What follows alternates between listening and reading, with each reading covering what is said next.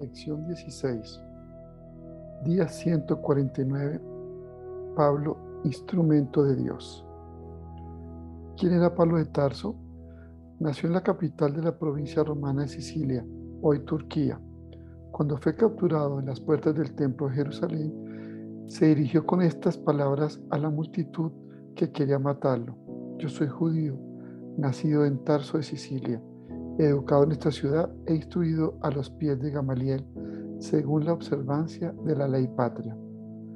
Al final de su existencia, en una visión retrospectiva de su vida y de su misión, dirá de sí mismo: he sido constituido predicador, apóstol y maestro.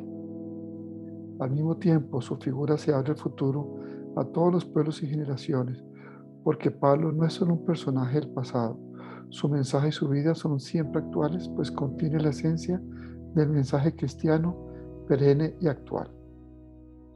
Teología de San Pablo. Entre los diversos aspectos que componen la enseñanza teológica de San Pablo, se debe señalar en primer lugar la figura de Jesucristo. Ciertamente, en sus cartas no aparecen los rasgos históricos de Jesús de Nazaret, tal como nos los presentan los evangelios. El interés por los numerosos aspectos de la vida terrena de Jesús pasan a un segundo plano, subrayando especialmente el misterio de la pasión y la muerte en la cruz. Al mismo tiempo se observa que Pablo no fue testigo del camino terreno de Jesús, sino que lo conoce por la tradición apostólica que lo precede, a lo que se refiere explícitamente: os transmití en primer lugar lo mismo que yo recibí. Primera de Corintios, capítulo 15, versículo 3. Del mismo modo, se puede descubrir en el epistolado paulino algunos himnos, profesiones y enunciados de fe y afirmaciones doctrinales que probablemente se usaban en la liturgia, en la catequesis o en la predicación de la primitiva iglesia. Jesucristo constituye el centro y el fundamento de su anuncio y de su predicación. En sus escritos, el nombre de Cristo aparece 380 veces, superado solo por el nombre de Dios, mencionado 500 veces. Esto nos hace entender que Jesucristo incidió profundamente en su vida. En Cristo encontramos el culmen de la historia de la salvación. Mirando a San Pablo, nos podemos preguntar cómo se realiza el encuentro personal con Cristo y qué relación se genera entre él y el creyente. La respuesta de Pablo se condensa en dos momentos. Por una parte, se subraya el valor fundamental e insustituible de la fe. Así lo escribe a los romanos: el hombre es justificado por la fe con independencia de las obras de la ley. Romanos 3:28. La idea aparece más explícita en la carta a los Gálatas: el hombre no es justificado por las obras de la ley, sino por medio de la fe en Jesucristo. Gálatas 2:16. Es decir, se entra en comunión con Dios y por obra exclusiva de la gracia. Él sale a nuestro encuentro y nos acoge con su misericordia, perdonando nuestros pecados y permitiéndonos establecer una relación de amor con Él y con nuestros hermanos. Romanos 3:24. Mirando a San Pablo, nos podemos preguntar cómo se realiza el encuentro personal con Cristo y qué relación se genera entre Él y el creyente. En esta doctrina de la justificación, Pablo refleja el proceso de su propia vocación. Él era un estricto observante de la ley mosaica, que cumplía hasta en los más mínimos detalles, pero esto lo llevó a sentirse pagado de sí mismo y a buscar la salvación con sus propias fuerzas. Y en esta situación se descubre el pecador en cuanto que persigue a la iglesia del Hijo de Dios. La conciencia del pecado será entonces el punto de partida para abandonarse a la gracia de Dios que se nos da en Jesucristo. Ahí comienza el segundo momento, el encuentro con el Señor mismo.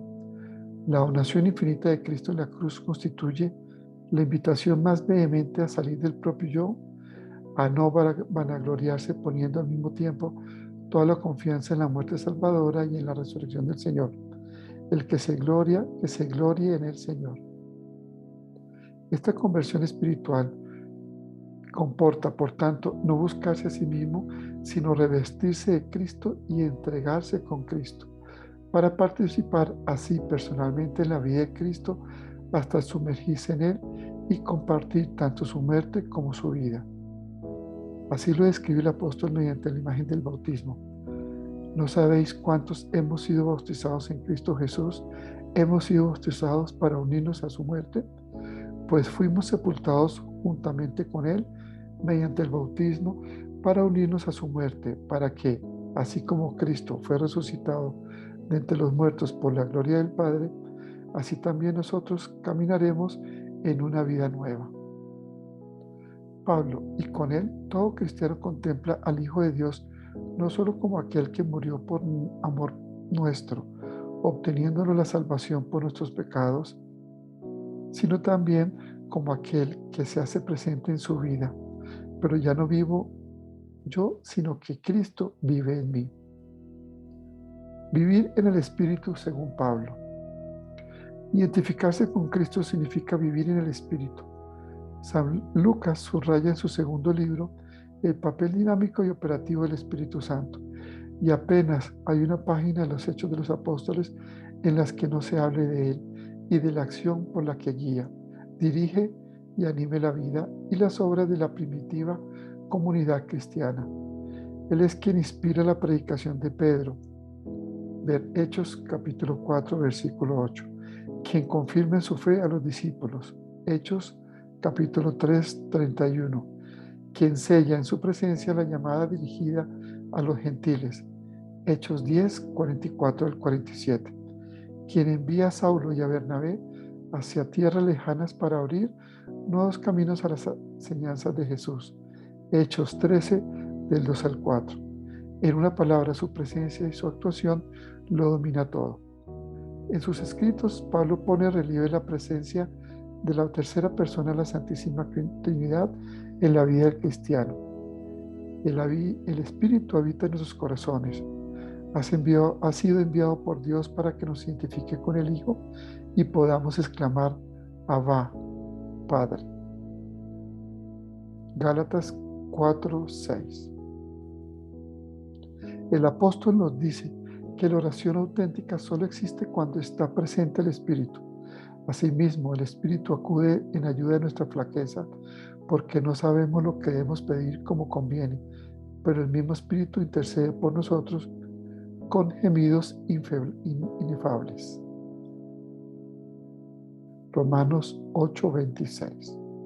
Con palabras de Benedicto XVI, es como decir que el Espíritu Santo es el alma de nuestra alma, la parte más secreta de nuestro ser, de lo que se eleva incesantemente hacia Dios, un movimiento de oración, cuyos términos no podemos ni siquiera precisar.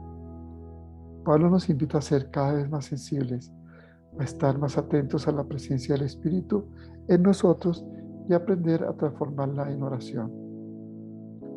La enseñanza de Pablo nos recuerda que la plena comunión entre los cristianos encuentra su fundamento en el hecho de tener un solo Señor, una sola fe, un solo bautismo. Debemos rezar para que la fe común, el único bautismo para el perdón de los pecados y la obediencia al único Señor y Salvador, se manifieste plenamente en la dimensión comunitaria y eclesial. El apóstol se empeñó también en conservar esa inmensa gracia de la unidad. A los cristianos de Corinto los invita, ya desde el comienzo de su primera carta, a evitar las divisiones entre ellos. Sus exhortaciones y sus llamadas de atención nos pueden servir también hoy. Delante de la humanidad del tercer milenio, cada vez más globalizada y paradójicamente más dividida y fragmentada por la cultura hedonista y relativista, que pone en duda la existencia misma de la verdad, la oración del Señor, que todos sean uno, es para nosotros la mejor promesa de unión con Dios y de unidad entre los hombres.